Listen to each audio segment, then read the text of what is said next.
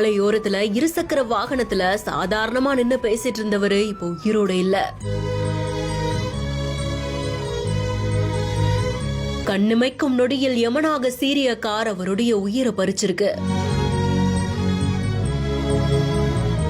எடப்பாடிக்கு பக்கத்துல பூலாம்பட்டி அப்படின்ற ஒரு இடத்துலதான் சாலையோரத்துல இருசக்கர வாகனத்துல ஒரு ஆசிரியர் நின்னு பேசிட்டு இருந்திருக்காங்க. இவர் குஞ்சாம்பாளையம் பகுதியை சேர்ந்த தனியார் பள்ளி ஆசிரியர் அப்படின்னு சொல்லப்படுது. ஸ்கூலுக்கு போற வழியில சாலையோரத்துல நின்னு பேசிட்டு இருந்ததா சொல்லப்படுது. அப்போதான் அதிவேகமா வந்த கார் இவரை மோதி விபத்தை ஏற்படுத்தி இருக்கு. அங்க நின்னுட்டு இருந்த பெண் சின்ன காயங்களோட அதிர்ஷ்டவசமா உயிர் பிழைத்திருந்தாலும் கூட நின்னு பேசிட்டு இருந்தவருக்கு நொடியில விபத்து ஏற்பட்டதை பார்த்து பதறி போயிருந்திருக்காங்க. சாலையில போகக்கூடிய மற்ற வாகனங்களை உதவிக்காக அழைத்திருந்திருக்காங்க. இதை தொடர்ந்து சம்பவ இடத்திலேயே பலியான மணியனுடைய உடல் பிரேத பரிசோதனைக்காக மருத்துவமனைக்கு அனுப்பி வைக்கப்பட்டிருக்கு.